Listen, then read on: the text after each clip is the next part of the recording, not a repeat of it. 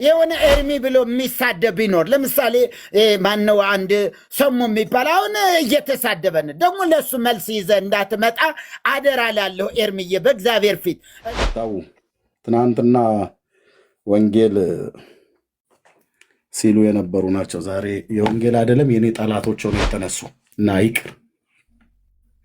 ይቅር ቅድም የጠራው ሰውዬ ማን እንደላከው በደንብ መረጃው አለኝ። መሪ ለተወረወረ ነገር ሁሉ መልስ አልሰጥም፣ ግን ልናገር ብዬ ካልኩኝ ድንጋይ ላይ ቁጭ የሚያደርግ እውነት ነው የምናገረው።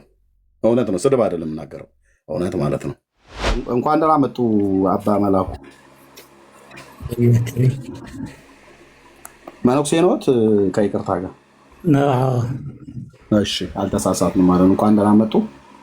እንኳን ደህና ቆያችሁ። ጸሎትና እርግማን በኦርቶዶክስ ብሎ የሚል ርዕስ ነው የያዝነው። ብዙ መጽሐፍቶች አሉ። እንግዲህ እርሶ መነኩሴም እንደመሆንዎት መጠን የሚያውቋቸው አሉ፣ እኛም እናነሳቸው አሉ። አንዱ በዚህ በፋሲካ ወይ ደግሞ በትንሣኤ በዓል ከይሁዳ ጋር በተገናኘ በቤተክርስቲያን ውስጥ የሚባለውን ነገር ያውቁታል። ከመርጌታ ጋር እስኪ ያውሩ። መርጌታ ያውሯቸው። ምን ማለት ምን ለማለት ነው? ትክክል ነው አይደለም ለማለት ነው? ሀሳቡን ግልጽ ማድረግ ነው። ትክክል አይደለም ነው፣ እኛ ትክክል አይደለም ነው ብለን የምንለው። ያው ትክክል አይደለም ትክክል አይደለም ትክክል አይደለም ነው። አንደኛ ይሁዳ ልጆች አሉት ወይ? አስቆሮቱ ይሁዳ ማለት ነው። ጌታን አሳልፎ የሸጠው የአስቆሮቱ ይሁዳ የተባለ መጀመሪያ ያ ቃል ምንድን ነው ነው ማለት ትንሽ ሀሳቡም ዳዊት ለሌሎቹ የተራገመበትን ያልክ መሰለኝ ባልሳሳት አይደል? በነፍሴ ላይ ክፋትን በሚሹ ነው ብሎ ያለው እዛ ክፍል ላይ በመልካም ፈንታ ክፋትን የመለሱለት ከእግዚአብሔር ዘንድ እንዲሆንባቸው እንዲደርስባቸው ብሎ ነው ያለው ዳዊት። ያ ቃል መሰረታዊ ሀሳቡ ምንድን ነው ነው? ከዚህ ከዋናው ከዕብራይስጡ ወይም ደግሞ መሰረተ ሀሳቡ መሰረተ መልእክቱ ምንድን ነው የሚል ነው። ዳዊት እየተናገረው ያለ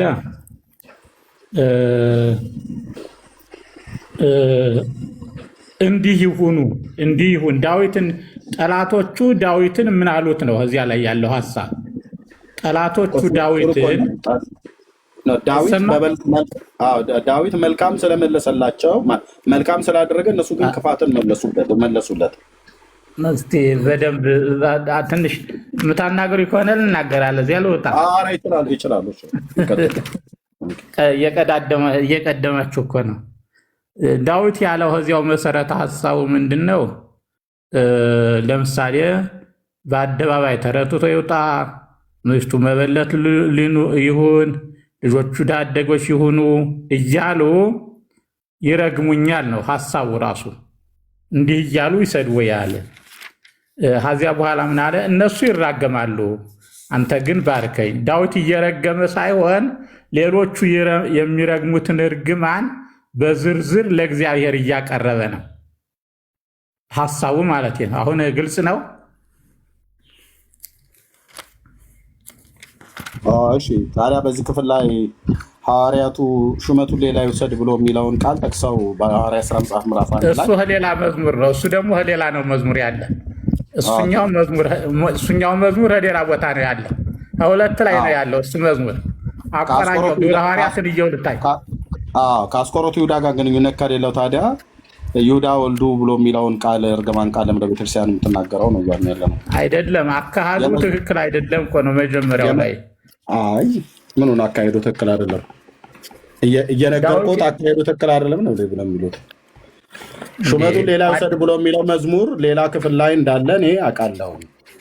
አዎ ጴጥሮስ የጠቀሰው ክፍልና ጴጥሮስ የጠቀሰው ክፍልና እዚህ ላይ ዳዊት ያለው የተለያዩ ናቸው። ቆይ አንዴ መምህር፣ እየተደማመጥን ከሆነ ጥሩ ነው። ኦኬ የጴጥሮስን ጥቀሰው፣ የሐዋርያቱ ሌላ ምን ቦታ እንዳለ መዝሙር 109 ቁጥር 8 ላይ ዘመኖቹም ጥቂት ይሁኑ ሹመቱንም ሌላ ይውሰድ ይላል አይደል? መዝሙር 109 እሱኛው እሺ፣ ያኛው ያው ጴጥሮስ የጠቀሰው ያው ጴጥሮስ የጠቀሰው ማለት ነው። እዚህ መዝሙር 109 ላይ እኔ በጠቀስኩት ክፍል ማለት ነው። ቃሉ ሌላ ቦታ ላይ አይ ያኛው ነው የኛው ነው ያምጡት። እሺ ያኛው ከሆነ እሺ ሌላ ቦታ ላይ ያኛውን የተጠቀሰው ሁለቱ የተለያዩ ናቸው። ይሄኛው እሺ ያምጡት። ይሄኛው የዳዊት ጠላቶች በእኔ ላይ ይህን ተናገሩ ነው ሀሳቡ በአጠቃላይ። ምክንያቱም 109 ምክንያቱም ከታች ስትወርድ እነሱ ይራገማሉ እንዲህ እያሉ ማለት ነው። ላይ የዘረዘረውን እርግማን በእኔ ላይ ይራገማሉ፣ አንተ ግን ባርክ። እነሱ ይራገማሉ፣ አንተ ባርክ የሚል ቃል ነው። በአጠቃላይ ይዘቱ መቼ እንደገባ ለማወቅ አይቻልም። ይህ እርግማኑ ትክክል ነው የሚለው ሀሳብ ለመውሰድም አይቻልም። መዝሙር 109 ያለው ያው በእንትኑ በግሪከኛው 108 ማለት ነው። በዕብራይስጡ ከሆነ 109 ያለው በግልጥ አስቀምጦታል። ለምን እንደሆነ ሹመቱ ሌላ ይውሰድ ብሎ የሚለውን የሌላኛው መዝሙር ላይ ያለውን ቃል እስኪ ጥቀሱት። ያኛው ደግሞ ከመዝሙረ ለጊዜው እንትን አላከቱም። ያኛው ደግሞ ከሌላ ቦታ ያለ ነው። እስኪ የሐዋርያት ሥራ ሊያቆራኘው ይችላል እንጂ የዚህ የመዝሙር 109 ቁጥር 8 ላይ ያለው ቃል አይደለም እያሉ ነው። ተመሳሳይ ነው። ተመሳሳይ ሐሳብ ነው። ሁለቱ ተመሳሳይ ናቸው። ተመሳሳይ ሐሳብ ከሆነ የሐዋርያት ሥራ መጽሐፍ ምዕራፍ 1 ላይ ቅዱስ ጴጥሮስ የተናገረው ከዚህ ቃል ጋር ተመሳሳይ ስለሆነ ነው ወይስ ይሄ ቃል ቀጥታ ግንኙነት የለውም? ሹመቱ ሌላ ያኛው ተመሳሳይ ጴጥሮስ የጠቀሰው ያኛውን ነው። ይሄኛው ደግሞ የተለያዩ ናቸው ሁለቱ። ኦኬ፣ ይሄኛው ለማን ነው የሚናገረው? ሹመቱ ሌላ ይውሰድ ብሎ ሲል ነው የማንን ነው? አዎ የዳዊት ጠላቶች ዳዊትን እየረገሙት ነው። የዳዊት ጠላቶች የዳዊትን ሹመት ሌላ ሰው እንዲወስደው አዎ ሹመቱን ሌላ ይወሰደው እንዲሁን እያሉ ምክንያቱም ሀሳቡ ምንድን ነው? እነሱ እንዲህ ብለው ይራገማሉ፣ አንተ ግን ባርከኝ እያለ ነው። በእኔ ላይ ዝግብር በግዙ ዝግብር ላያስተዋደዩን አበ እግዚአብሔር። ይህ አሰራር እኔን ከእግዚአብሔር የሚያጣሉ የሚከሱ ሰዎች ነው እየተናገሩት ያለ ነው። ስለዚህ ዳዊት ምንድነው እዚህ ጋር እየተናገሩ ያሉት? ዳዊት ለድሃ አደግ ልጆቹ ምንድነው በባዕድ ያለ ሁሉ ይበርብረው፣ እንግዶችም ድካሙን ይበዝብዙት፣ የሚያግዘውም ማያገኝ፣ ለድሃ አደግ ልጆቹ የሚራራ ይኑር፣ ልጆቹ የሚጥፉ በአንድ ትውልድ ስሙ ይደምሰስ ብለው የሚረግሙት ሌሎች ሰዎች ናቸው ዳዊትን አይደል? አዎ ሌሎች ሰዎች ዳዊትን እየረገሙት ነው። እሺ ጥሩ። ምክንያቱም ሀሳቡ ምን መሰለህ? እነሱ ይራገሙ ምንድነው ሙንቱ ይረግሙ አንተ ባረክ፣ እነሱ ይራገማሉ አንተ ባረክ ይላል ዳዊት ራሱ። ደግሞ ማንን የሚረግሙት? ራሱ ዳዊትን አይደል? ራሱ ዳዊትን ነው የሚረግሙት ጠላቶቹ። እሺ ጠላቶቹ አዎ ምን ብለው ነው የሚረግሙት? እንግዲህ ምክንያቱ ቁጥር 16 ላይ ምሕረትን ያደርግ ዘንድ አላሰበምና ይላሉ። አዎ ምክንያቱን እየዘረዘሩ ነው። ዳዊት የቱ ጋር ነው ምሕረትን አላደርግም ብሎ ያለው? የጠላት እኮ ነው። አደረገም አላደረገም ጠላት የሚለው ነው መውሰድ ያለበት እኮ። ውሸታቸውና ታዲያ ውሸት ነው እንጂ ዳዊት ምሕረትን አላደርግም አላለም ማለት እርግማን ነው። እየጠሉት እኮ ነው። እርግማን ይላሉ እኮ ነው። ክስ እኮ ነው የሚከሱት ያለ። ይኸው አላሰበምና ይላል። ምሕረትን ያደርግ ዘንድ አላሰበምና ይላል። አዎ ዳዊት ነው እኮ ዳዊት ምሕረትን ያደርግ ዘንድ አላሰበምና ብለው ሲሉ ጠላቶቹ በከንቱ ነው እየዋሹበት ያሉት ወይስ በእርግጥ ዳዊት ምሕረት? ኦኬ በከንቱ ነው። እሺ ኦኬ በከንቱ እኮ ነው ማለት ረጋ ብላችሁ አዳምጡ። ግድ የለም ቆይ ግድ የለም። እርሶም ረጋ ብለው ያዳምጡ። ቀጥሎ የሚመጣውን ጥያቄ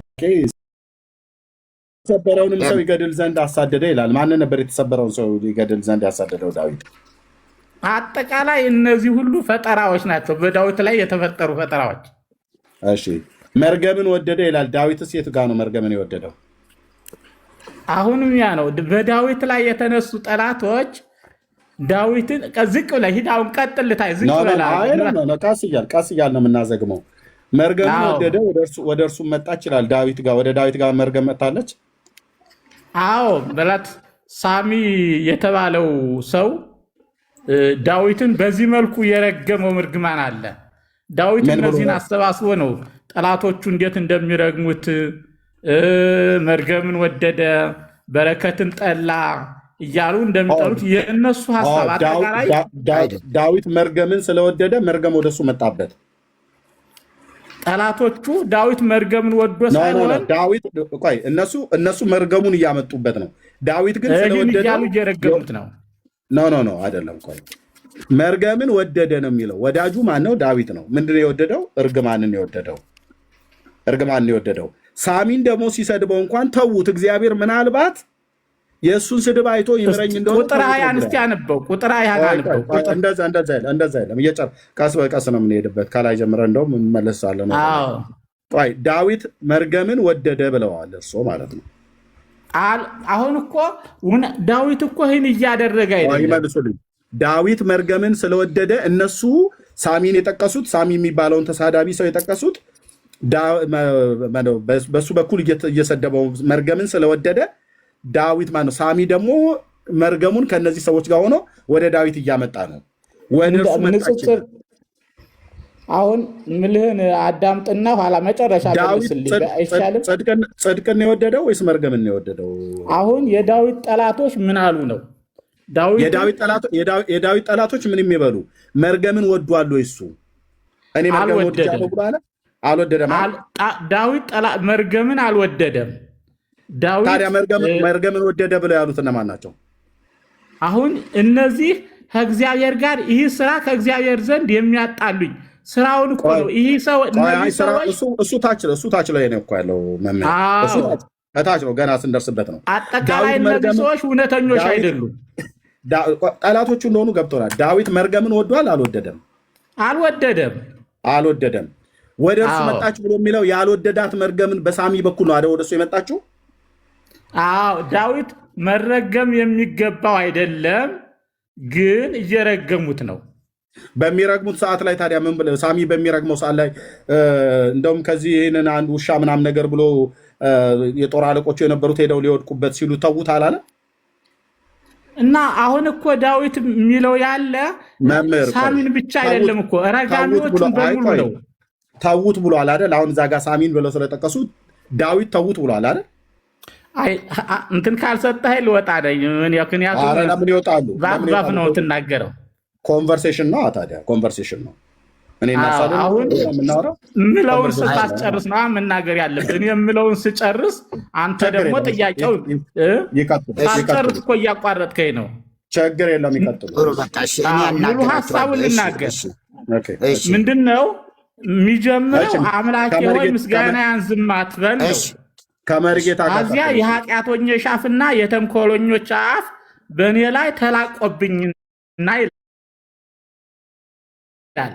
አሁን ምን ብለውት ነው እንዲህ የሚለው ነው? በቃ እዚህ ነው መነሻው። አሁን አፋቸውን አላቀውበታል። እነማን? ኃጢአተኞችና ተንኮለኞች።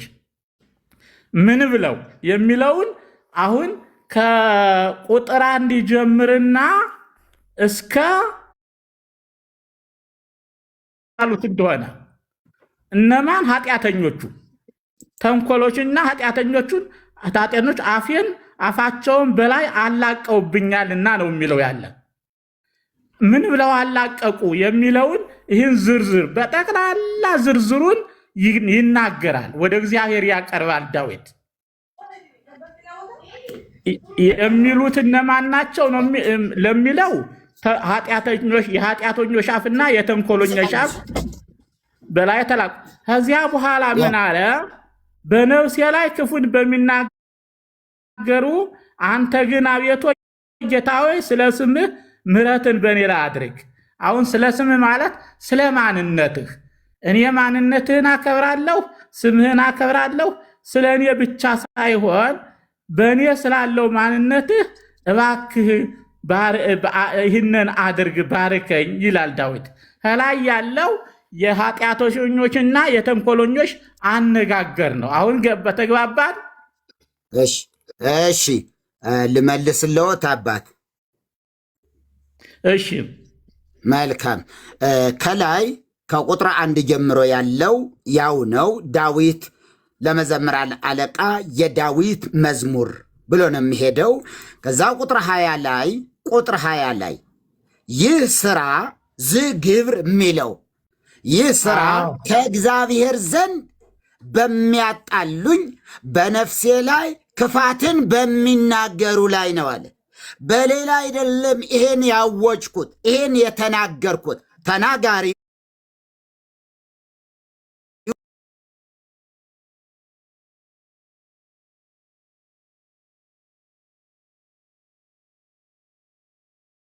ያለ የተናገረው ራሱ ዳዊት ነው። በማን ላይ ነው ይሄን የሚለው? ልጆቹ ተናውጠው ይቅበዝበዙ፣ ይለምኑ፣ ከስፍራቸው ይባረሩ፣ ባለ ዕዳም ያለውን ሁሉ ይበርብረው፣ እንግዶች ድካሙን ሁሉ ይበዝብዙት፣ የሚያግዘውንም አያግኝ፣ ለድሃ አደግ ልጆቹም የሚራራ አይኑር፣ ልጆቹ ይጥፉ፣ በአንድ ትውልድ ስሙ ይደምሰስ፣ የአባቶቹ ኃጢአት በእግዚአብሔር ፊት ትታሰብ፣ የእናቱም ኃጢአት አትደምሰስ፣ በእግዚአብሔር ፊት ሁል ጊዜ ይኑሩ፣ መታሰቢያ ቸው ከምድር ይጥፋ፣ ምሕረትን ያደርግ ዘንድ አላሰበምና፣ ችግረኛንና ምስኪን ልቡ የተሰበረውንም ሰው ይገድል ዘንድ አሳደደ። መርገምን ወደደ፣ ወደ እርሱም መጣች፣ በረከትንም አልመረጠም፣ ከእርሱም ራቀች። ስለማንም ያወራው ይሄ በረከትን መርገምን ወደደ፣ ወደ እርሱም መጣች። ወደ ማን መጣች? እርሱ እያለ ያለው ይሄ ነው። ለሌላ ሰው ይህ ስራ ብሎ አንድምታው ላይ ከፍቼ ላሳየዎት። ይቆዩ። አንድምታው አይደለም፣ እዚህ አልተግባባንም። አይደለም፣ ይቆይ፣ ችግር እነርሱ ይራገማሉ፣ አንተ ግን ባርክ። አሁን ረጋሚዎቹ እነማን ናቸው? እነርሱ ይራገማሉ እያለ እኮ ነው። እነርሱ ይራገማሉ ይላል። ቁጥር እንትን ላይ ይዩት። ይቆይ፣ አሳየዎታለሁ። እሺ አይደለም፣ በስሜት እኮ አይተረጎምም። መጽሐፍ አይተረጎምም፣ በእውቀት እንጂ በስሜት አይደለም። እሺ አሁን ለምሳሌ እዚህ ጋር ይታየዎታል። እስኪ በትልቁ ኤርምዬ ወደ ትልቁ ቁጥር 28 ይሄዱ። ቁጥር 28 እሱን እሄድልዎታለሁ። ከላይ ልጀምር ብዬ ነው። ይኸውልዎት። አይደለም፣ እሱ አይታየኝም ለኔ። ቁጥር 28 ላይ እኔን አለም ቁጥር 20 ይታየዎታል። እስኪ ቁጥር 28 እሄዳለሁ ወደዛም ይሄዱ። እዚህ ጋር ቁጥር 28 ቁጥር 28 በቃ ሐሳብ እነርሱ ይራገማሉ፣ አንተ ግን እዚህ ቁጥር 20 ላይ ዝግብር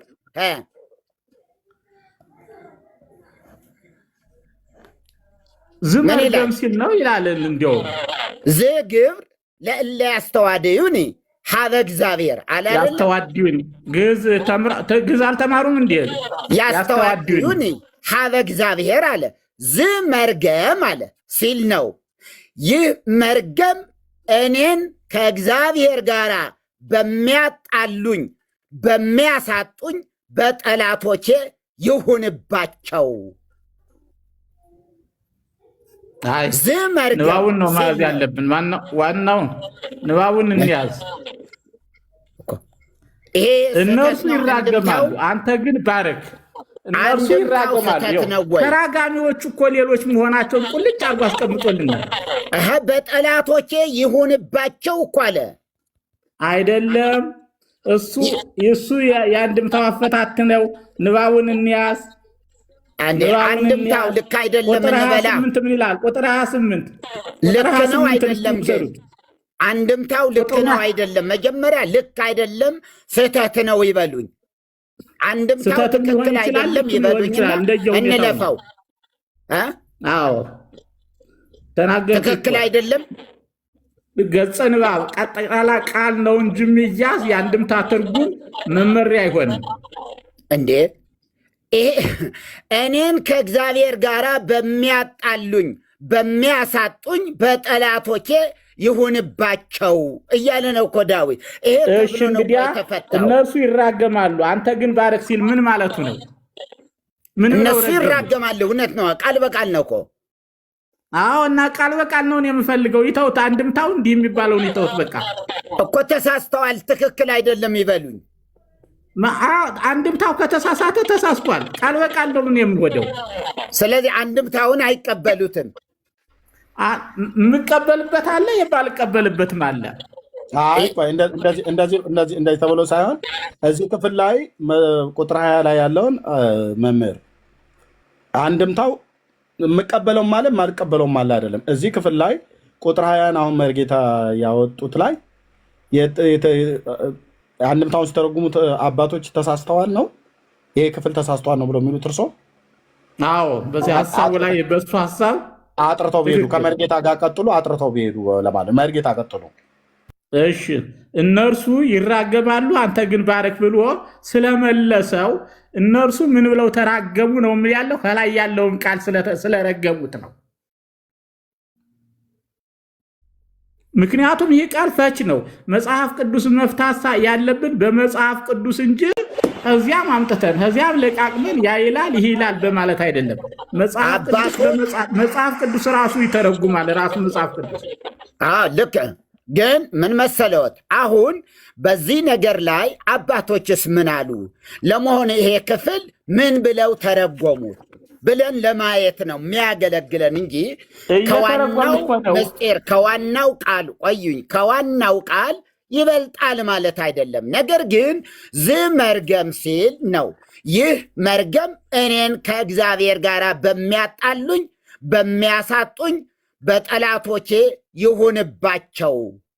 ወለእለ ይነቡ እኩየ ላዕለ ነፍሴ በሰውነቴ ክፉ ነገርን በሚናገሩብኝ ሁሉ ይሁንባቸው።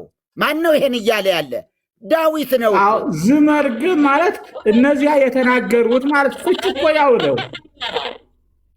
አሁን ይህ መርገም እኔን በሚረግም ይህ መርገም እነዚህ እንዲህ እያለ ከዘረዘረ በኋላ እኮ ነው። እንዴት ብለው እንደረገሙት እኛን ምን እንዳውቃለን? አልነገረን። ስለዚህ ይህንኑ መርገም በጠላቶቹ ላይ ይሁንባቸው እያለ እየተራገመ ነው አይደል? አይደለም፣ እየተናገርኩ እኮ ነው። እንዴ አያዳምጡም እንዴ? እምለው ያለሁ እኮ ይህንን እርግማን ተናግረውብኛል። በኔ እርግማኑን ከዘረዘ ለምሳሌ አንድ ሰው እገሌ እንዲህ ብሎ ሰደበኝ፣ ግን ይህ ስድብ በሱ ላይ ይሁን ማለት ነው ሐሳቡ። ጠቅለል ሳረገው እገሌ እንዲህ ብሎ ሰደበኝ፣ ይህ ስድብ ግን የሱ እንጂ የኔ አይደለም፣ በሱ ላይ ሆነ በሱ ላይ ይሁን ማለት ነው ዳዊት። ምክንያቱም ከታች ያለው ሐሳብ ነው። እነሱ ይራገማሉ አንተ ግን ባረክ። ምን ብለው ነው የረገሙት? ከላይ ያለውን ቁጥር 3 ማስረጃዎች ላቅርብና ልወጣ ነው። አንደኛ ከላይ ስላለው ነገር አይደለም የሚናገረው ምን አለ በዳዊት? እሺ ጥያቄ መልሱ። የኃጢአተኛ አፋወር ዳዊትን ምን አሉት? ዳዊትን እኮ ስንቶች አሳተውታል እኮ ከቤተ መንግስቱ አባረውታል። አይደለም እንዴ? ከዚህ ላይ ባለው ከልጁ ጀምሮ ያን ሁሉ ያደረጉበትን ነገር ዳዊት ይናገራል፣ ይመሰክራል። ምን አሉ? ኃጢአተኞችና ተንኮል ተጽፏል እኮ። የተጻፈውን ነው የምጠይቅ። የተጻፈውን ነው እኮ የምነግረውት ያለው። ኃጢአተኞችና የኃጢአተኞች አፍና የተንኮለኛ አፍ ዳዊትን ምን አሉት? ቆይ እንደዚህ ልውጣና ያው ጥሬ ቃሉ አሁን መጽሐፍ ቅዱሱ በራሱ የሚናገረን ፍንትው ያለ እውነት ነው። ምንም አይነት አያሻማም። ዳዊት የጠላቶቹ የተናገሩትን ንግግር አይደለም ይዞት የቀረበ ጠላቶቹ ያሉት ነገር አለ። ጠላቶቹ ያደረጉበት ነገር አለ። ስለዚህ እዚህ ጋር ግን ራሱ ኦሪጂናል ተናጋሪው ዳዊት ነው። የሰዎቹ ንግግር እያንጸባረቅ አይደለም፣ መልሶ ወደ ራሱ እየወሰደው አይደለም። የነገሩት ነገር አለ። ምን አሉት? ጠላቶቹ ምን አሉት?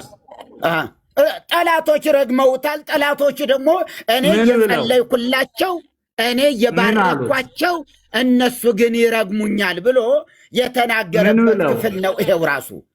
ምን ብለው ረገሙት? ረግመውታል። እሱ ነው የሚያውቀው። ምን ብለው ይህንን የተናገረበትማ ይኸው ራሱ አለ። ምን ብለው? እንዴት ምን ብለው ማለት ምን ብለው? ወይን ይሄን ምን ብለው ይበሉ? ወይን ይሄን ልመልስ ወይስ ወይ መልስ? ይኸው እሱ እኮ ይህንን የተናገረው ጠላቶቹ በተናገሩበት ነገር ላይ ነው። መጽሐፍ ምን ብለው? እንዲህ ይላል። ለምሳሌ ሐዋርያ ጳውሎስ ስለ ጻፋችሁልኝስ ብሎ ይናገራል። ምን ብለው ጻፉለት አንልም። ምን ብለው ሐሴታችማ ግልጽ ነው። ሐሴታ ለመቅረብ ብለው ይሻላል ብለው ተነግሮ ይመስማ እዚሁ አለ። እዚህ ላይም አለ የጠላቶች የዳዊት መዝሙር በአጠቃላይ እኮ አባ የዳዊት መዝሙር ነው ይሄ። ዳዊት የተናገሩት ነው።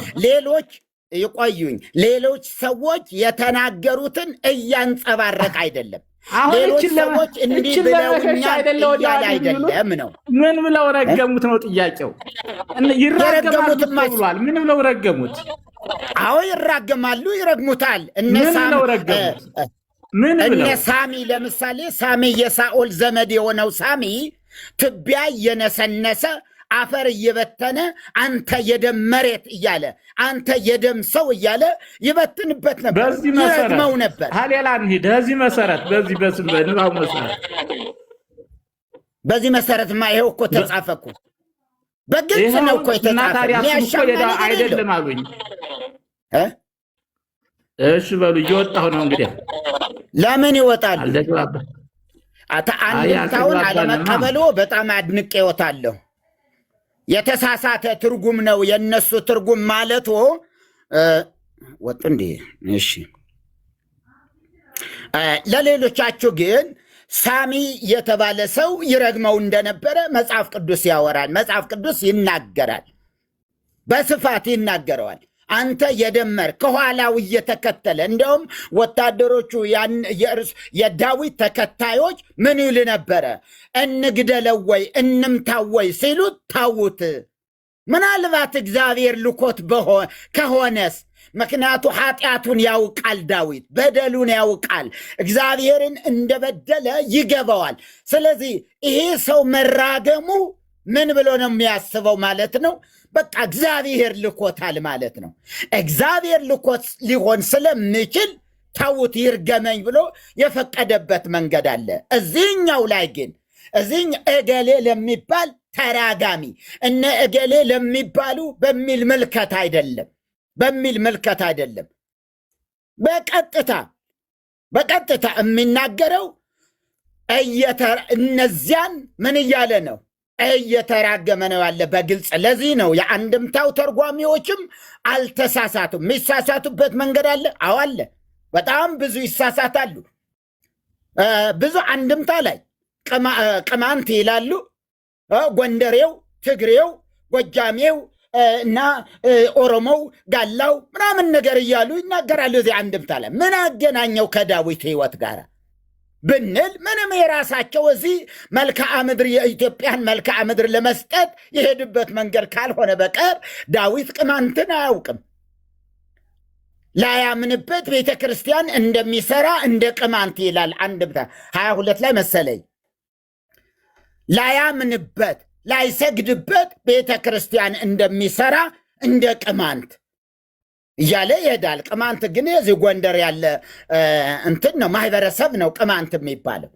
ስለዚህ እንደዚህ ጋላ፣ ጎንደሬው፣ ትግሬው ምናምን ነገር እያለ ይሄዳል። ይሄ አንቀበለው፣ መንገዱ አያስኬድም። የዳዊትን ሐሳብ ነው መተርጎም ያለብን። ዳዊት ሊለው የፈለገው ይሄ ነው፣ ዳዊት እያለ ያለ ይሄ ነው ብለን ነው መሄድ ያለብን እንጂ እንዲሁ እዚህ አምጥተን የእኛን ማህበረሰብ ከዛ ቀላቅሎ መስጠቱ ተገቢ አይደለም ማለት ነው። እና እነሱም የተናገሩት እዚህ አንድምታ ላይ ቅድም ያነበብኩላችሁ በጭራሽ የሚገርም ነው። አባት ልጆቹ ብቻ ሰውየው ሄዱ እንጂ እውነታው ግን ይሄ ነው። አንድምታው አልቀበልም መብታቸው ነው። አልቀበልም ማለት ግን ከአውዱ ጋር ተነስተን ሰዎቹ ግን የተሳሳቱበት ነገር ብዙ የለም። በዚህ መንገድ ላይ አልተሳሳቱም ማለት ይቻላል። በዚህ አተረጓጓም ምክንያቱ ዳዊት ይሄ እርግማን አለ ዝመርገም አለ ለለ ያስተዋድዩን ያለ አያችሁ ለሚያሳጡኝ ለሚረግሙኝ ለሚያሳድዱኝ በእነሱ ላይ ይሁንባቸው ሲል ነው ብለው ፈተውታል። ይሄ አልተሳሳቱም። አንድምታ ስለሆነ ሁሉንም እንዲሁ ዝም ብሎ ቆሻሻ ገንዳ ላይ አንጥለውም። አብሮም ይሄድ ከሆነ ጥሩ ነገር ካለ ጥሩ እንወስዳለን። ልክ ገንዳ ቆሻሻ ቦታ ላይ ወርቅ ብናገኝ ቆሻሻ ቦታ ስለነበረ አንወስደውም፣ አንጠቀምበትም አንልም። ጥሩውን ነገር መዘን ማውጣት እንደምንችል እንችላለን። ጥሩ ነገር መዘን ማውጣት፣ ያልሆነውን ነገር ደግሞ መጣል። ጥሬ ንባቡ ግን መጽሐፍ ቅዱስ ውስጥ ያለው ግን 100% ነው የምንቀበለው። 100% ነው የምንቀበለው። የተሳሳተ ነው ብለዋል። ማን ከታች ያለው አልቀበልም አላሉም። ልክ አይደለም፣ ከንባቡ ጋር አብሮ አይሄድም ብለዋል። ከእናት ትርጉሙ ጋር አብሮ አይሄድም አሉ። ይሄ ማለት ምን ማለት ነው እንዴ? አብሮ አይሄድም ማለት እኮ አልቀበለውም ነው እኮ። ትክክል አይደለም ነው ዘይቤው። አነጋገሩ እንደዛ ነው እንጂ ዳዊት የሚለው ግን ይሄው ነው በደንብ በጣም ደግሞ ቁጥር 20 ላይ ይህ ስራ ይህ ግብር ያሉት እዚህ አንድምታው ይህ ስራ ከእግዚአብሔር ዘንድ በሚያጣሉኝ በነፍሴ ላይ ክፋትን በሚናገሩ ነው ብሎ ነው የተናገረ። እነሱ እንዲህ ብለው ተናግረዋል። አንተ ግን አለ እነሱ እንዲህ ብለዋል በሚናገሩ ላይ ይሁንባቸው፣ ይኸው ይሁንባቸው። አንተ ግን አለ በእነሱ ላይ ከተናገረ በኋላ ልክ እንደ ምንድነው የሚባለው እዚህ ያለ የመርገም መጽሐፍት አሉ አይደለ? የጸሎት መጽሐፍት የምንላቸው እንደዛው አይነት ነው። መንገዱ ያው ነው እንጂ ሌላ ሰው እየረገመ አይደለም ማለት ሌሎች ሰዎች የረገሙትን እየደረደረልን አይደለም ዳዊት። ሌሎች ሰዎች በዳዊት ላይ የተናገሩትን እየደረደረ አይደለም። እሱ ራሱ ኦሪጂናል ተናጋሪው ነው፣ ራሱ ነው። እገሌ እንዲህ ብሎ ነበረ በሚል ዘይቤ አይደለም የሚናገረው። ይህ ነው የዳዊት መዝሙር ስለሚል ለመዘምራን አለቃ የዳዊት መዝሙር አምላክ ሆይ ምስጋናዬን ዝም አትበል፣ የኃጢአተኛ አፍና የተንኮለኛ አፍ በላዬ ተሳልቀውብኛልና። ሲጀምር ይሄን ነው ያለው፣ ተሳልቀውብኛልና በሽንገላ አንደበትም በላዬ ተናገሩ፣ በጥል ቃል ከበቡኝ፣ በከንቱም ተሰለፉብኝ፣ በወደድኳቸው ፈንታ አጣሉኝ። እኔ ግን እጸልያለሁ፣ በመልካም ፈንታ ክፉን፣ በወደድኳቸውን ፈንታ ጠላትነትን መለሱልኝ አለ። ስለዚህ በእነዚህ ሰዎች ላይ ምን ይሁን? እንዲህ በሚያደርግ ሰው ላይ በላዩ ኃጢአተኛን ሹም፣ ሰይጣንም በቀኙ ይቁም፣ በተሟገተ ጊዜ ተረቶ ይውጣ። ይህ አንድምታው አንድ በአንድ ነው እየተረከ ስለ ጠላቶቹ እንደሆነ የሚናገረው። የሰማነውን በእዝነ ልቦናችን ያሳድርብን። ኤርሚ ወጣ እንዴ? መልእክት ነበረ ለኤርሚ ወጣ። ብቻ አድርሱልኝ፣ ለኤርሚ መልእክት አድርሱልኝ። በጣም ብዙ አባቶች በጣም ሲከታተሉት የነበሩ አባቶች ኤርሚ አለ አስገባልኝ። ዳንዬ አስገባልኝ። ዳንዬ ኤርሚን መልሰው። የለህም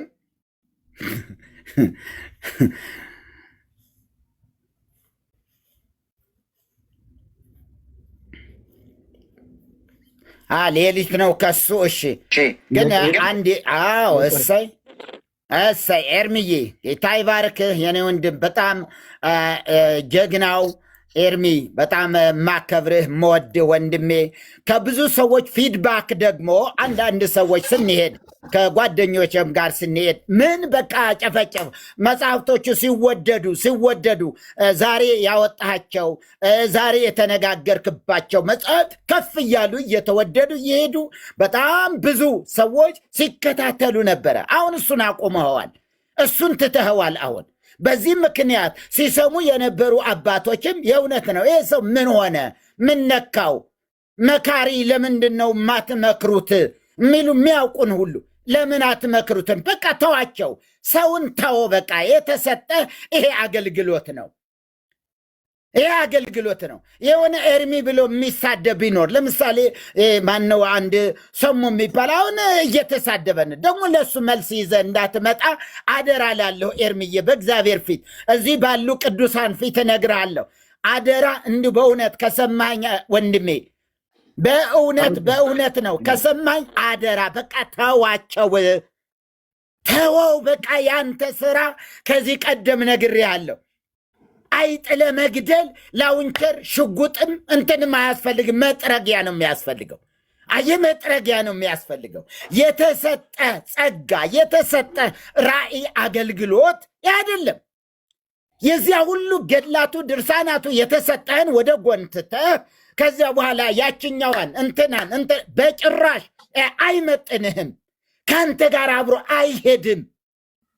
አይሄድም አንዳንድ ሰዎች መረጃ እያሉ ከዛም አንተን ለማርከስ ካልሆነ በቀር አንተን እዛ ጋር ለማውረድ ካልሆነ በቀር በጭራሽ አይመጥንም ክብርህን በደንብ አድርገህ ጠብቀህ ቀጥል ገድላቱ እልፍ አእላፍ ገድላት ናቸው በእጆቹ የገቡ አንድ ገድለ ማነው ገድለ ተክለ ሃይማኖትን እንኳን እንዲሁ 6 ወር ሙሉ ማገልገል እንችላለን በገድለ ተክለ ሃይማኖት ስተቱን አንስተን 6 ወር ገና መቼ ተነካ ገድለ ገብረ መንፈስ ቅዱስ መቼ ተነካ ገድላቱ መቼ ነካቸው ስለዚህ ወደዛው ተመለስ ወንድሜ በጣም ወደዛ አይዞህ የኔ ወንድም በጣም ይቅርታ አድርግልኝ በቃ ተዋቸው ወይዘሮ እንትና ነብይ እንትናም ምናምን ነገር ሁሉንም እርግፍ አድርገህ ተወውና የጥንቱን አገልግሎት ቀጥልበት በቃ ወደዛ ና ወደዛ ስለዚህ መልስ እንዳትሰጥ አሁን ሰሞኑን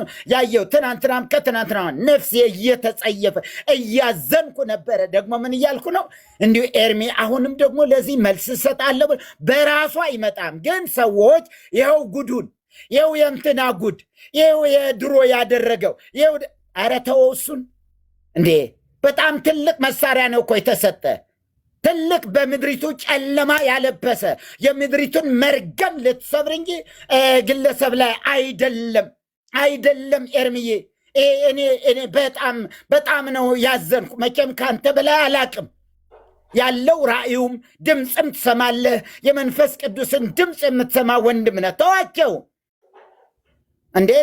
በቃ እንደዚህ እዚህ የተደበቀ ምስጢር አወጣን የተደበቀ እዚያው ደብቆ ራሱ ያውራበት እዛው የሚያዋጣው ከሆነ በዚያው ያውራ እዚያው ይሂድ እዛው የኔ አይደለም በል አውጣው መጽሐፍቶቹ እቤትህ ያሉ መጽሐፍት ሊነበቡ ሊገለጡ የሚገባቸው እልፍ አእላፍ መጽሐፍት እግዚአብሔር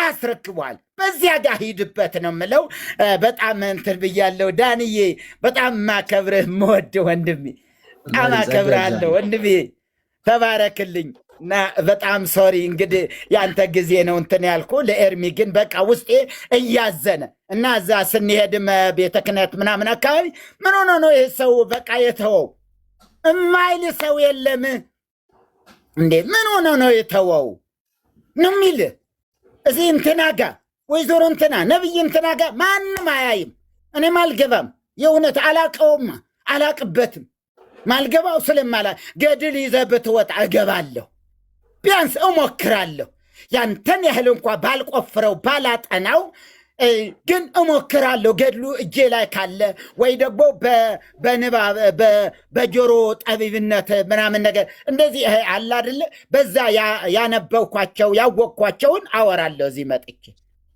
እሱ ነው ያንተ ጸጋ እሱ ነው አንተ የተሰጠ እሱ ነው ወደዚያ ተመለስ የሚሰድቡህን የሚያዋርዱህን ምናምን ነገር የሚሉ ለማሳደድ አትሞክር ተዋቸው ለጌታ አሳልፈህ ስጥ ጌታ ይበልጣል ካንተ በላይ እንዴ ካንተ በላይ ባሪያዎቹን የሚጠብቅ እግዚአብሔር ነው አንተን የሚጠብቅ አይተኛም በቃ አይተኛም። አንተን የሚጠብቅ አይተኛም። አምላክ ይህን ክብር ከሰጠ እግዚአብሔር እንደዚህ የብዙ ሰዎች ልብ ከሰጠ እንግዲያስ ኦርቶዶክሳውያን የሚሰሙ ገድላቱ ድርሳናቱ ስታመጣ ነው።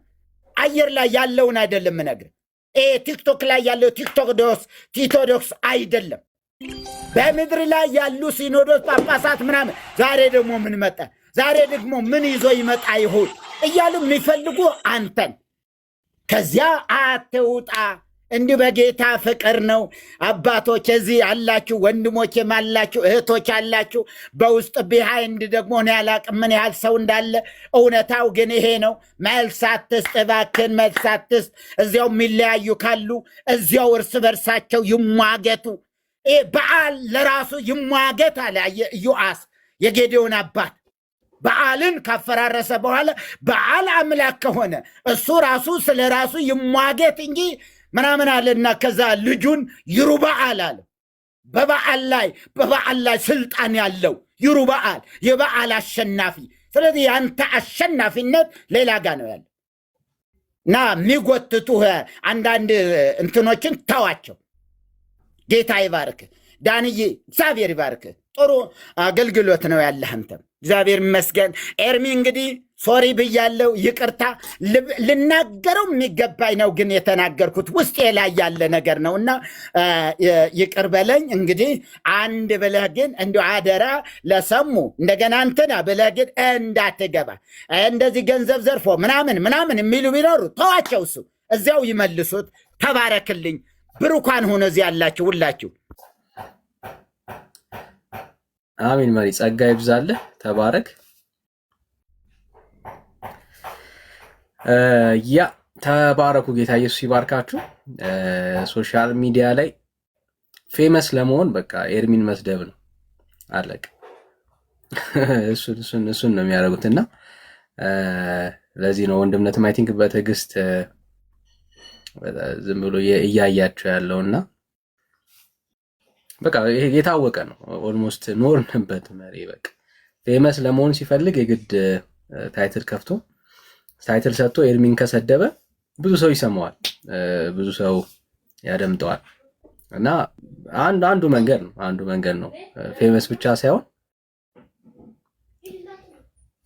ገቢም ማግኘት ከፈለገ ሰፖርት ማግኘት ከፈለገ የሚያደርገው እሱ ነው። ከፍቶ ኤርሚን ርዕስ አድርጎ ማውራት ነውና ያ እንቀጥላለን። ወንጌል ይቀጥላል። ምንም አማራጭ የለንም። ወደኋላ አንልም። ፎከሳችን ኢየሱስ ብቻ ነው። የተጠራንበት እሱ ላይ ነው የምንቀጥለው። ሌላ አጀንዳ አይሰጡንም። ርዕስም አንቀይርም። ርዕሳችንም አጀንዳችንም ኢየሱስ ብቻ ነውና ግን ያው እንጸልይላለን ወንድምነት። ያ ቴንኪው መርጌታ፣ በጣም ነው የማመሰግነው ወንድምነት። ቴንኪው። ሁሉ ነገር እዚህ አይወራም። ላውራ ብዬ ካልኩ ግን የሚወራ ታንጀብል የሆነ ተጨባጭ ነገር እጄ ላይ ያለኝ። ሳሚን ማን እንደላከው አናቅም፣ ዳዊትን እንዲሰድበው። ዳዊት ግን ምናልባት እግዚአብሔር ልኮት ይሆናል ብሎ በሚል ተዉት ብሎ አለ። እና አንዳንድ ሰዎች ወጥተው የሚሰድቡኝ ሰዎች እኔ ማን እንደላካቸው አላቅም ብዬ አልልም። በደንብ አውቃለሁ፣ ምንጩን ደርሼበታለሁ። ቅድም ለወንድምነት ራሱ እያወራሁት ነበር በውስጥ ኦኬ። እና ግን ሁሉ አይነገርም እዚህ ሶሻል ሚዲያ ላይ እና ሁሉን ነገር አይነገርም። ወጣን ይዘን ነው እንጂ ዛሬ የሚሰድቡን ትናንትናም የሰደቡን ሰዎች ማን የላካቸው ተብሎ ቢባል እዚህ ብናገር አንዳንዶቹ ታች የሚጽፉ ሰዎች ሙሉ ጭምር በአንድም በተዘዋዋሪ መንገድ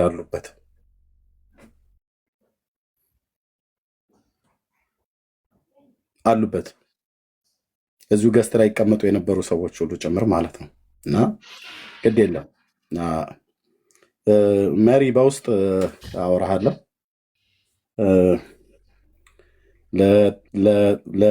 ለተወረወረ ነገር ሁሉ መልስ አልሰጥም። ግን ልናገር ብዬ ካልኩኝ ድንጋይ ላይ ቁጭ የሚያደርግ እውነት ነው የምናገረው። እውነት ነው፣ ስድብ አይደለም የምናገረው፣ እውነት ማለት ነው። ብዙ ሰው በውስጥ ጻድቅ ነው፣ በውጭ ጻድቅ ነው፣ በውስጥ ግን መርዝ ነው። እና ሳሚን ማን እንደላከው አናቅም፣ ግን አሉ ሂዱና ስደቡት ብለው የሚልኩ ሰዎች ግን አሉ።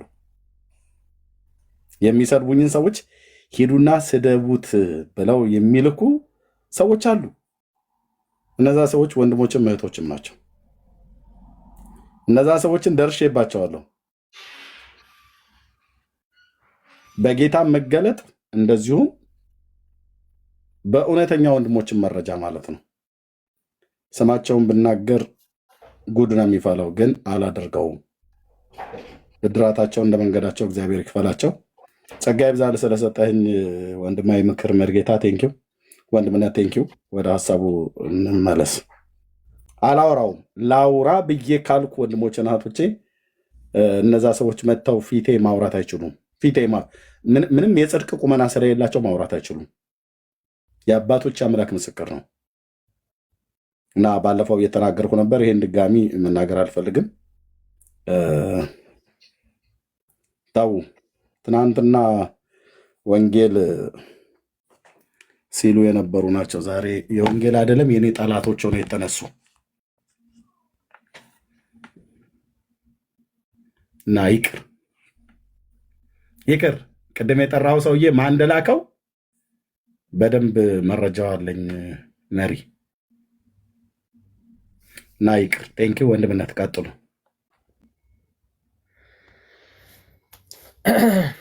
እሺ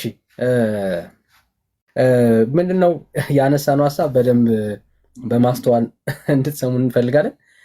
የምትጸልዩትን ጸሎት ታውቁታላችሁ ወይ? ማለት ቤተክርስቲያኒቷ ውስጥ አሚን የምትሉትን ያንን ጸሎት ታውቁታላችሁ ወይ? አንዳንዶቹ ኦፍኮርስ ቋንቋ ይጠይቃሉ። እንግዲህ አማርኛ ወይ ደግሞ እናንተ በምታውቁት ቋንቋ የተጻፈ አይደለም። አንዳንድ ጽሁፎች በምትሰሟቸው አይደለም። ግን የምትሰሙትን ራሱ በደንብ ታስተውላላችሁ ወይ? ኦኬ፣ ጸሎቶቹ ምን ይመስላሉ? ቅድም ወንድምነት ቪዲዮ ከፍቶ እያሳየን ነበረ። የሚገርመው ነገር ከይሁዳ ጋር ብቻ የተያያዘ አይደለም አይደል? አሁን ክርስቲያን ጠላት አለው ወይ? ሊትራሊ የስጋ ጠላት አለን ወይ? በስጋ ደረጃ እንደዚህ በክፋት የምንመኝለት የዛን ሰው ሞት፣ ስቃይ ምናምን የምንመኝለት ሰው አለ? እንደዚህ አይነት ሰው አለ ጋይስ? እንደሱ አይነት ሰው አለ?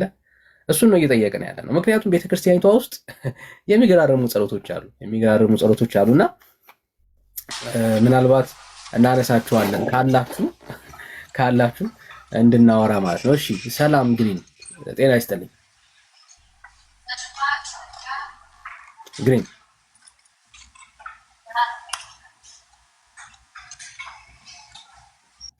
እሺ፣ ኦርቶዶክሳውያን ካላችሁ መግባት ትችላላችሁ። እስቲ ምናልባት መሪ አንተ ጋር ካሉ አንዳንድ የጸሎት መጽሐፍቶችን ብናነባቸው ጥሩ ነው ብዬ አስባለሁና ሰው ምን እንደሚጸልይ ራሱ የሚያውቅ አይመስለኝም። እነኚህ መጽሐፍቶች በመሪዎቻችሁ በአገልጋዮቻችሁ በቤተ ክርስቲያኒቷ ታምነው አሁን ድረስ በቤተ ክርስቲያን የጸሎት ስርዓት ውስጥ በአንድም በሌላ በኩል በትክክል አሉ፣ በትክክል ማለት ነው። እና እነኚህን ጸሎቶች ናቸው የምትጸልዩት። ምናልባት ካላስተዋለቻችሁ ማስተዋል እንዲሆንላችሁ ማለት ነው። እነኚህ ጸሎቶች በእግዚአብሔር ፊት እውነት ይሰማሉ ወይ? እግዚአብሔር ጆሮ ይሰጣቸዋል? እነኚህን ጸሎቶች እግዚአብሔር ያደምጣቸዋል? በእግዚአብሔር ፊት ዋጋ አላቸው እነኚህ ጸሎቶች? እንደ እግዚአብሔር ቃል ከሆነ በተለይ ለአዲስ ኪዳን አማኝ እነዚህ አይነት ጸሎቶች በእግዚአብሔር ፊት ክሬዲት ያላቸው አይደለም። እንኳን አይደለም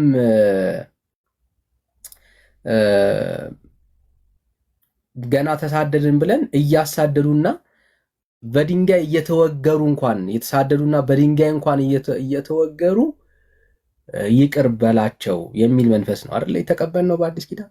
በቃ ጌታው የሚያደርጉትን አያውቁምና ይቅር በላቸው። ያ መንፈስ ነው የሆነልን አይደል?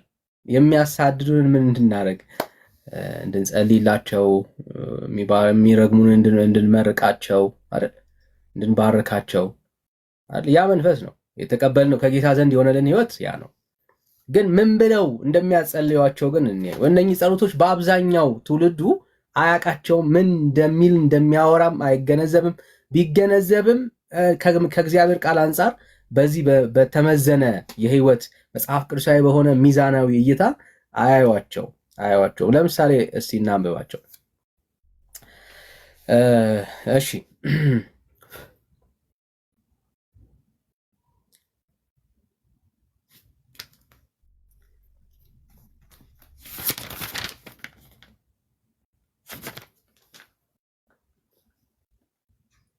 የሚመርቁኝ መሪ ልከፍት ልታሳየ ነው። እሺ ኦኬ፣ ባይብል የከፈትከው? እሺ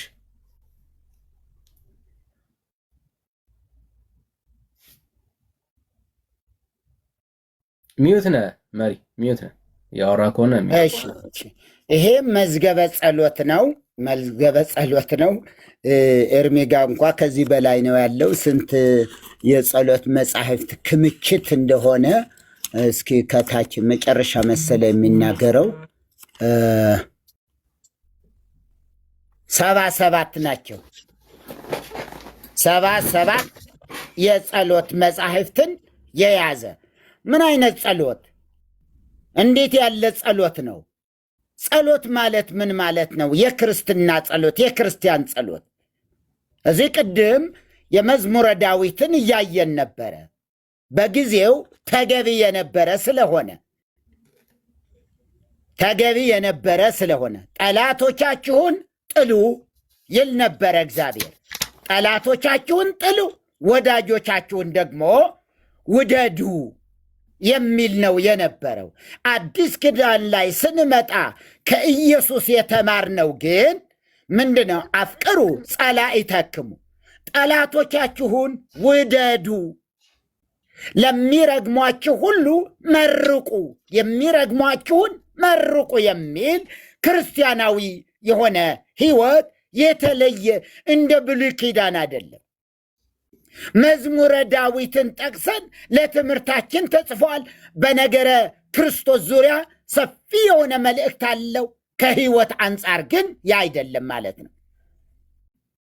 ለእመጸፍዐከ መልታቴከ ሀብሎት ካልእታሂ፣ በዚህ ቢመታህ እንኳ እንደገና በዚህ አዙርለት የሚል ኪዳን ላይ ገብተን ገና ወደኋላ መሄድ ተገቢነት የለውም እና በዚህ 77 የጸሎት መጽሐፍ ኤርሚ እንዲያውም 90 ምናምን ነው ያለው እና እዚህ ጋር ምን ይላል? ይሄ የምታዩት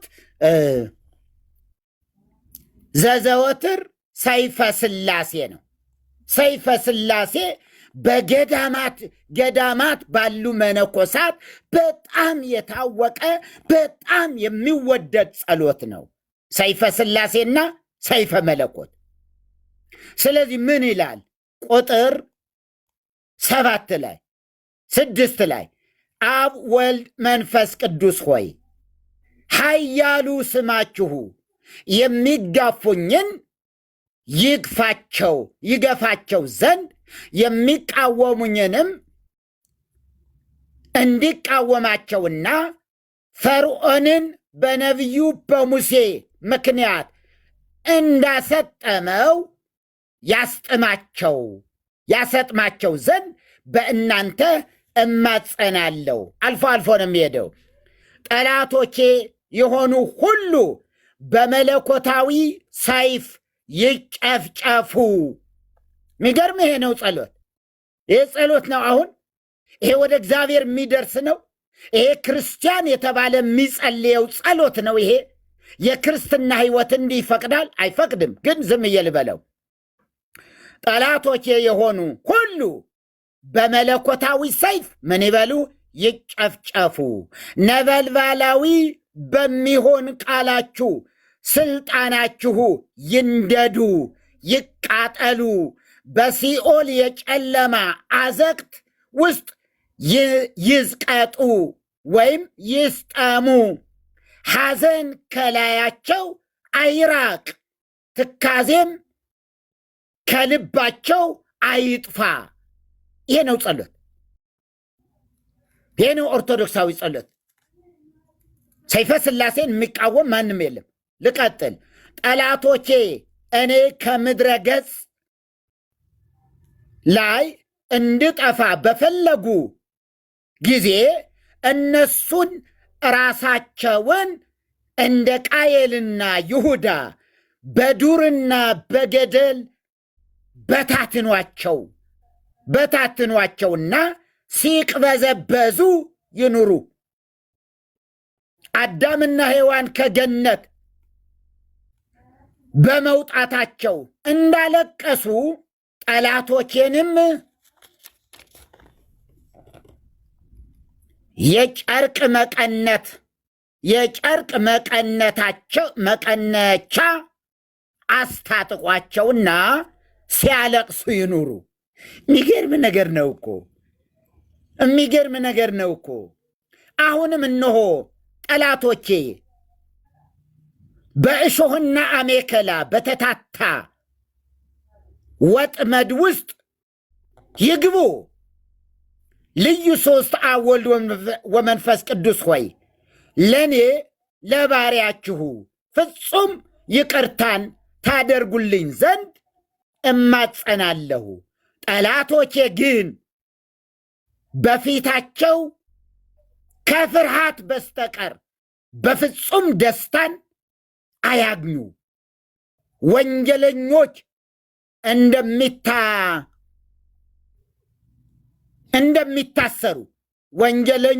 እንደሚታሰሩ እጅ እግራቸውን በእሳት ሰንሰለት እሰሯቸው እንጂ።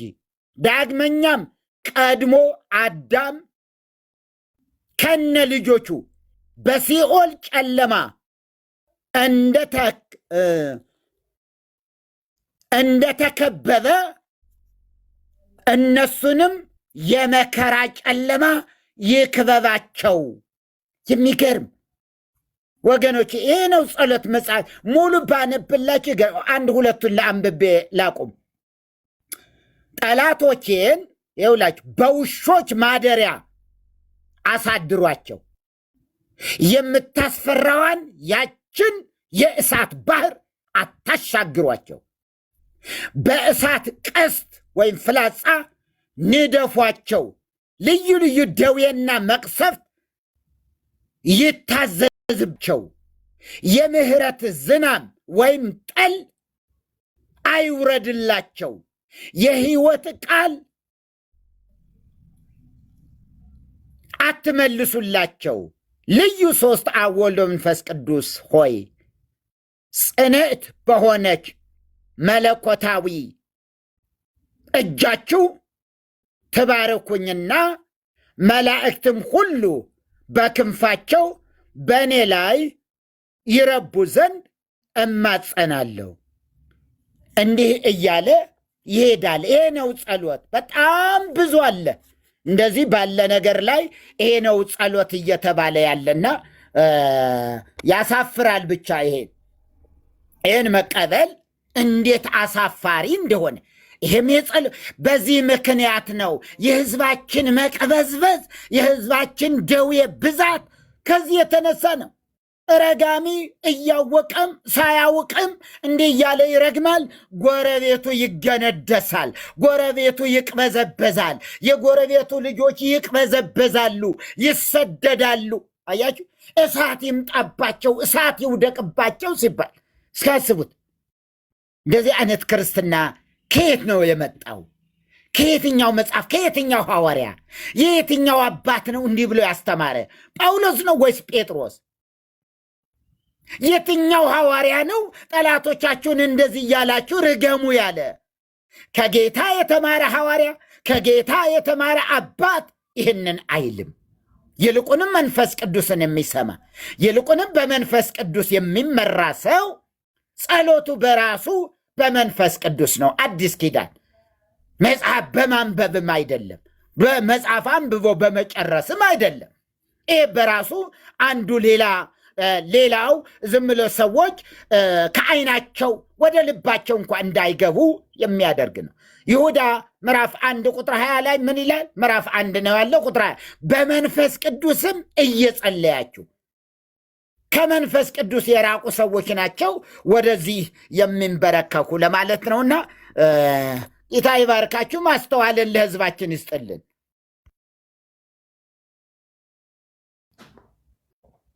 እሺ መሪ ጸጋ ይብዛልን። ያ ትውልዳችን ምናልባት በማስተዋል ቆም ብሎ ያለበትን ቤተ እምነት ማየት እንዲችል ነው። እነዚህ መጽሐፍቶች በቤተ ክርስቲያናት ውስጥ በደንብ የሚታመኑ አሁን ድረስ አገልግሎት ላይ ያሉ ደግሞም ቤተ ክርስቲያኒቷ ውስጥ ምንም ችግር አለባቸው ተብሎ እስካሁን ያልተነክሱ መጽሐፍቶች ናቸው። ስለዚህ እነዚህ መጽሐፍቶች ሰው ያነባቸዋል። አስቡ፣ ወደ እግዚአብሔር ነው እነዚህ ጸሎቶች የሚጸልዩት እና በጣም በጣም በጣም የሚከብዱ ጸሎቶች ናቸው በውስጣቸው ያለው። ግን እንድታዩት እንድትማሩ ያክል ነው ምን ያህል ቤተክርስቲያኒቷ ውስጥ እንደዚህ አይነት እንደ እግዚአብሔር ቃል ያልሆነ ልምምድ እንዳለ እንድትመለከቱት ያክል ነው። ኦርቶዶክሳውያን ካላችሁ ግን መግባት ትችላላችሁ። ባይዘው አንድ ቁጥር ጻፉልን። ትክክል ነው፣ ቤተክርስቲያናችን አልተሳሳተችም፣ እነኚህ ጸሎቶች እንደ እግዚአብሔር ቃል ናቸው የሚል ኦርቶዶክሳዊ ካለ ማስገባት ማውራት እንችላለን። እሺ ላንብብላችሁ፣ ልቀጥል። መሪ ያነበበው ሌላ መጽሐፍ ላይ ደግሞ እንደዚሁ ቤተክርስቲያኒቷ ውስጥ የሚታወቅ የአርጋኖን መጽሐፍ አለ። በጣም በቤተክርስቲያኒቷ ውስጥ የታመነና ተቀባይነት ያለው መጽሐፍ ነው። እንደዚህ ይላል የሚመርቁኝ የተመረቁ ይሁኑ፣ የሚረግሙኝ ግን ይረገሙ። በልጅሽ አንደበት ሰይፋቸው ወደ ልባቸው ይመለስ፣ ቀስታቸውም ይሰባበር። ድካማቸው ወደ ራሳቸው ይግባ፣ አመፃቸውም በራሳቸው ላይ ይውረድ። የሚከቡኝ ራስ የከንፈራቸው ድካም ይክደናቸው፣ የእሳትም ፍም በላያቸው ላይ ይውደቅባቸው። እንዳይነሱ መቆም እንዳይችሉም በመከራ ይጣላቸው ይልና የሚጠቅሱ ጥቅስ አለ። መዝሙር ብለው ይጠቅሳሉ። 130 ቁጥር 9-10 ጥቅስ ማለት ነው። አስቡት። ለአዲስ ኪዳን አማኝ በብሉይ ኪዳን ላይ ያለውን የመዝሙረ ዳዊትን ጥቅስ ጠቅሰው አሁን የምትጸልዩት ጸሎት መጽሐፍ ቅዱሳዊ ነው ብለው እንዲያምኑ ማለት ነው። እንደ ምድያምና እንደ ሲሳራ እንደ አብያስም በቂሶር ወንዝ አጠገብ እንዳደረግ እንዲሁ አድርግባቸው። በእንዶር እንደጠፉት የእርሻም ፋንድያ እንደሆኑት አለቆቻቸውም እንደ ሄሮብና እንደ ዜብ ታላላቆቻቸውም እንደ ዛብሄልና እንደ ስልማን አድርጋቸው። እርግማን ቶታሊ እርግማን ማለት ነው። ስለ ሰይጣን አለም ባይዘው ይሄ ጸሎት የሚጸልየው ጠላት ብለው ስለሚያስቡት ሰው ማለት ነው። ጠላት ተብሎ ስለሚታሰበው ሰው ነው። ስለ መንፈሳዊ ጉዳይ አለም እየተወራ ያለው፣ ስለ ሰይጣን ምናምን አለም እየተወራ ያለው። ምንም በቃ ሊትራሊ ጠላት ተብሎ ስለተነገረው ስለዛ ሰው ነው እየተወራ ያለው። አውዱን በደንብ አሳያቸዋለሁ እንደዛ እንደሆነ።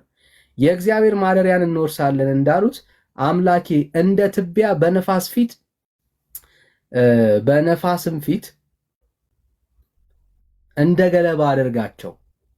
በዱርም እንደሚቃጠል እሳት ተራሮችንም እንደሚያነድ ነበልባል እንዲሁም በአውሎ ነፋስህ አሳዳቸው። በቁጣህም አስደንግጣቸው። ፊታቸውንም አፍረት ጉስቁልና ሙላው። አቤቱ ስምህን ያውቁ ዘንድ ይፈሩም ዘንድ ለዘላለም ይታወኩ ይገስጹ ዘንድ ይጥፉ ይልና መዝሙር ብሎ የመጽሐፍ ቅዱስ ጥቅስ ጠቅሳል። እንዴት ህዝቡን ከእግዚአብሔር ሐሳብና ከእግዚአብሔር ፈቃድ እንደሚያርቁ አስቡ። ጥቅስ ይጠቅሳሉ። መዝሙር 130 84 እያሉ ጥቅስ ይጠቅሳሉ። የሚጸልየው ምንም የማያውቀው ህዝብ በቃ ይሄማየው መጽሐፍ ቅዱስ ላይ ጥቅስ አለ አይደል እንዴ ይላል።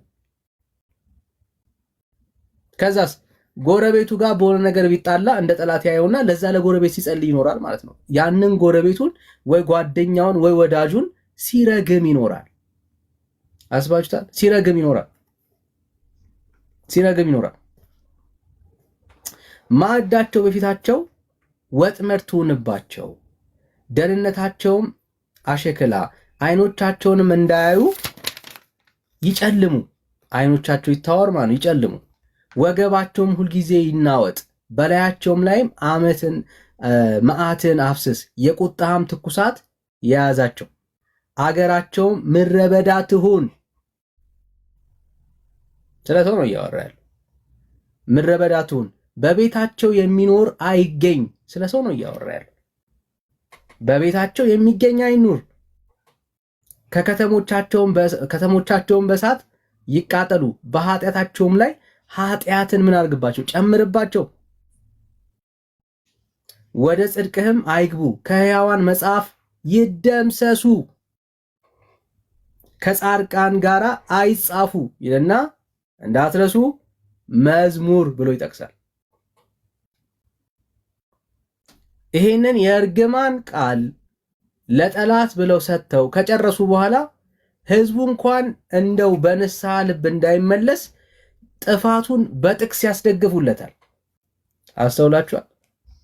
እንደ እግዚአብሔር ያልሆነውን ይሄንን ጸሎቱን ጥቅስ ይጠቅሱለታል። ምንም የማይገናኝ ጥቅስ ማለት ነው። እና በአዲስ ኪዳን ህይወት በብሉይ ኪዳን የህይወት ፕሪንሲፕል እንዲኖር ያደርጉታል። ትውልዱ አያውቅም። ምንም የሚያውቀው ነገር የለም። ትውልዳችን ይህንን ይገዛል። እንዴት መጸለይ እንዳለበት አያውቅም። በእግዚአብሔር መንፈስ አይመራም። የተገዛ ጸሎት ውስጥ ያለው ይሄ ነው። ጠዋት ለጸሎት ይነሳል። ማለዳም ቢሆን ሲጸልይ ይሄንን ጸሎት ነው እየጸለይኩኝ ነው እያለ ያለው ወዳጆቻችን።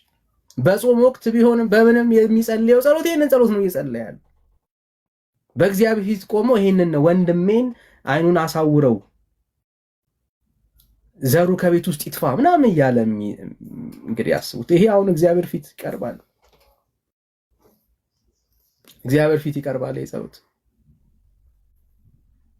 እግዚአብሔር ፊት የሚቀርብ ጉዳይ ነው ይሄ።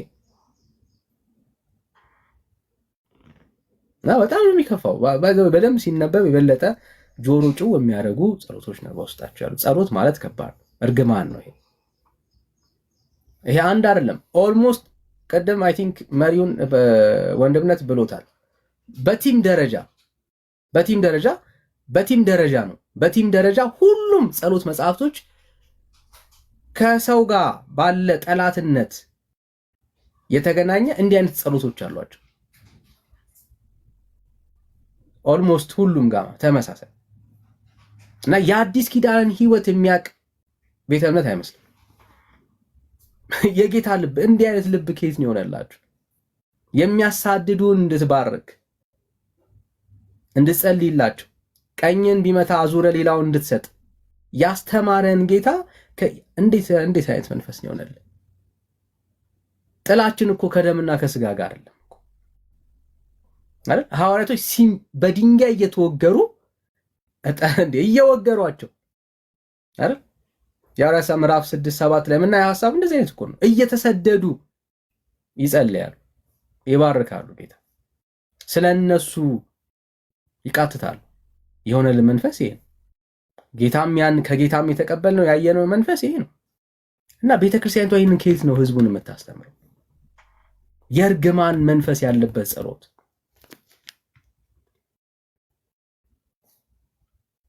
ኃጢአታቸውን በላያቸው አምጣባቸው፣ በቀኛቸው ላይ ሰይጣን ይቁም ይላሉ። በቁጣ አጥፋቸው፣ ከንቱ እንዲሆኑ አጥፋቸው፣ ኃጢአታቸውንም በላያቸው ላይ አቁምባቸው፣ በቀኛቸውም ሰይጣን ይቁም። በተሟገቱ ጊዜ ተረድተው ይውጡ፣ ጸሎታቸው ኃጢአት ትሁንባቸው። ዘመናቸው ጥቂት ይሁን፣ ሹመታቸውን ሌላ ሰው ይውሰድ። ልጆቻቸው አባት እናት የሌላቸው ይሁኑ፣ ሚስቶቻቸው መበለት ትሁን። ይሄ በእግዚአብሔር ፊት የሚቀርብ ጸሎት ነው ወዳጆች። በአምላክ ፊት የሚቀርብ ልመና ነው። እግዚአብሔር እንደዚህ አይነት አሁን ልብ ባለው ጌታ ከየት ነው የሆነላችሁ ወዳጆች? ልጆቻቸው ወላጅ አልባ ይሆኑ፣ ሚስቶቻቸው ባሎቻቸው ይሞቱ። እንዲህ አይነት ጸሎት እንዴት እግዚአብሔር ፊት ይቀርባል? ትውልድ አያውቅም። ይህንን ጸሎት ጠዋት ተነስቶ ነው የሚጸልየው። መጽሐፍ ቅዱሳዊ እንዲመስለው ጥቅስ የሆኑ ጥቅሶች፣ የማይገናኙ ጥቅሶች ከስር ጽፈውለታል፣ አስቀምጠውለታል። ይህንን ጸሎት ብሎ ይጸልያል ትውልዳችን። እና ብራዘርስ በጣም መንቃት አለባችሁ።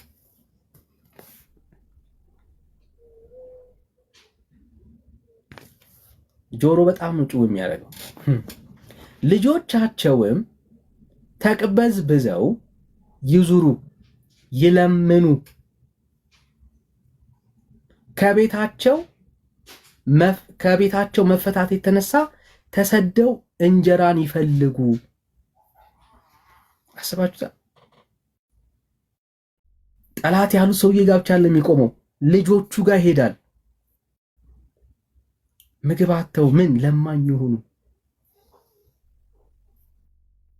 እኔ አንዳንዱን ራሱ እኔ ሰይጣን ራሱ አዲስ የሚሆንበት ነው ይመስለኝ። ያካስ እንደዚህ አይነት እርግማን አለ እንዴ ምናምን የሚል ነው የሚመስለኝ። ይህን እኮ አላውቀውም ማን ያስተማራችሁላ የሚል ነው ይመስለኝ። ከሰይጣን የከፋ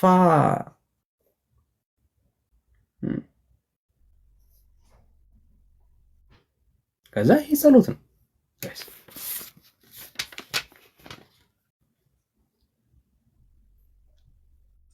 ይህን ባለ ዕዳውም ያለውን ሁሉ ይበርብረው፣ የደከመበትን ገንዘብ ሌላውም ይውሰድበት። ከዚያም ወዲህ ምሕረት የሚያደርግለት አይገኝለት። ለተጣሉት ልጆቹ ማንም አይራራላቸው ይላል። አስባችታ የተጣለውን ያ ልጁን እንኳን በእርግማኑ እንግዲህ ቤቱ ተበትኖናል። ለሱ ልጅ ለሚለምነው ልጅ እንኳን ማንም አይራራለት። የክፋት ጥግ ማለት ነው። ከሞን ጋይስ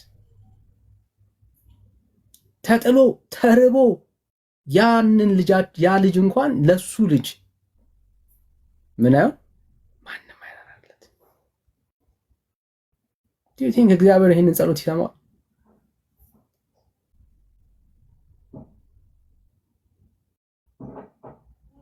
ልጆቹ ይነቀሉ ይቆረጡም፣ በሁለተኛም ትውልድ ስማቸው ይደምሰስ ስማቸው። የአባታቸውን ኃጢአት በእነርሱ ፊት ትታሰብ፣ የእናታቸውም ኃጢአት አትጥፋ።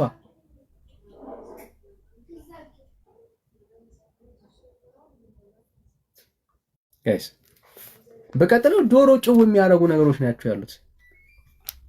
ገና ግማሽ አልሄድንም። ፍታት ዳንዬ ወይ መሪ ዳኒ ይሰማል? መሪ አዎ ትሰማል። ስርዓተ ፍታቱም እኮ እሱ ነው እኮ። ፍታት ሲደረግ ተስካር ሲደረግ እኮ በዋናነት የሚነበብ ክፍል ነው እኮ። በዋናነት ወለተ ማርያም እየተባለ ዓመተ ማርያም ወይ ደምሰስ እመጽሐፈ ሕያዋን ከሕይወት መጽሐፍ ስማቸው ይደምሰስ እየተባለ ወይ በርብሮ ባለ ዕዳ ኩሎ ንዋየው ባለ ዕዳ ሀብቱ ንብረቱ ሁሉ ይውሰድበት እየተባለ ከዛ ገብረ ማርያም ከዛ ምንም ሰው በማይገባው ነገር ይማረነ ወይሳለነ ይቀበነ ወተዋጸነነ አቡነ ዘበሰማያት ሰው ይርገሙት ይመርቁት አቅም ግን በግዕዝ ይሄን ይባላል ልፈልገ ነውና ይሄን ክፍል የተስካር ነው። የትኛውም ስርዓተ ፍታት ላይ የሳልስት ቢባል የሰባት ቢባል የ12 ቢባል የ20 የ30 የ40 የ80 ከዛ ደግሞ የመንፈቅ ከዛ ደግሞ 7 ዓመታት በየዓመቱ ይሄ ሁሉ አይቀርምና የዚህ ውጤት ይመስለኛል እኔ አገራችን ለየት ባለ መንገድ እንደዚህ አይነት እንትን የመጣው ልፈልጌ ነው። ተሰብስበውም ግለሰብ ብቻ ሳይሆን ብዬ ነው ዳንዬ፣ ግለሰብ ብቻ ሳይሆን አንድ ላይ ሆነው ያ ሁሉ አእላፍ ሊቃውንት ተሰብስበው ወሰይጣን ይቁም በየማን ሰይጣን በቀኙ ይቁም በማን በገብረ ማርያም እንዴ ጸሎቱ ኃጢአት ትሆንበት እስከ አስብ እንኳን የእርሱ የእናቱ ኃጢአት እንኳን በእግዚአብሔር ፊት ረበስ ይህን ልፈልግ ነው መንገድ ላይ እየሄድኩ ነውና ገርሞኝ ነው እሱን ስታነሳው። ይህ ተስካርም ወላጆቻችንም ተፈቱ እየተባለ ግን ይሄን ነው የሚባልላቸው ልፈልግ ነው። ቆመው ሞተውም አያርፍም ማለት ነው። ይሄ እርግማን እኮ መሪ በቁሙም ይህንኑ ይጸልያል፣ ሲሞትም ደግሞ ይህንን ይጸልዩበታል።